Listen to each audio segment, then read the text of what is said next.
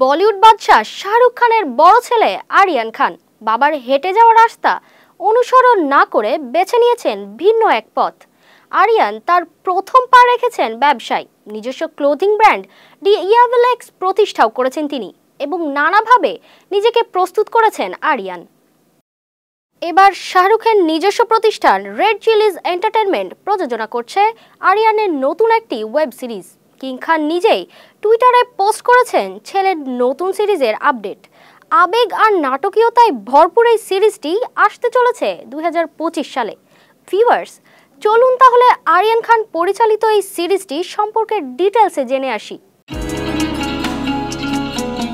বলিউড বাদশা শাহরুখ খানের ছেলে আরিয়ান খান তার প্রথম ওয়েব সিরিজ নিয়ে পরিচালনায় আত্মপ্রকাশ করতে চলেছেন।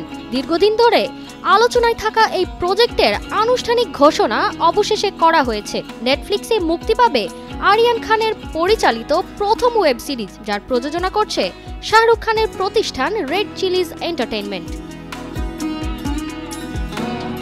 সামাজিক মাধ্যম এক্স হ্যান্ডেলে ছেলের এই নতুন যাত্রার খবর শেয়ার করেছেন শাহরুখ নিজেই।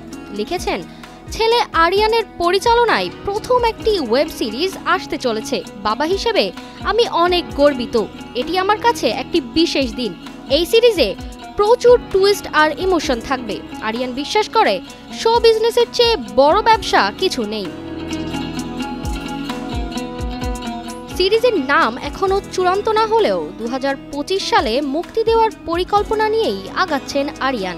এ বিষয়ে শাহরুখ জানিয়েছেন, সিরিজটি দর্শকদের জন্য একটি নতুন গল্প তুলে ধরবে, যা আবেগ আর নাটকীয়তায় ভরপুর। পরিচালনায় আসার আগেই আরিয়ান তার নিজস্ব পোশাক ব্র্যান্ড ডি ইয়াভেলএক্স প্রতিষ্ঠা করেন এবং একটি সুপার লাক্সারি অ্যালকোহল ব্র্যান্ডেও বিনিয়োগ করেছেন তিনি। প্রথম সিরিজ নির্মাণের জন্য আরিয়ান শুরু থেকেই বলিউড তারকাদের কাছ থেকে প্রচুর শুভেচ্ছা পেয়েছেন। কঙ্গনা রানাওয়াত, আলিয়া ভাট, অনন্যা পান্ডে এবং করণ জোহরের মতো প্রভাবশালী তারকারা সামাজিক মাধ্যমে আরিয়ানকে শুভেচ্ছা জানিয়েছেন এবং এই নতুন প্রজেক্টের জন্য অপেক্ষাও করছেন তারা।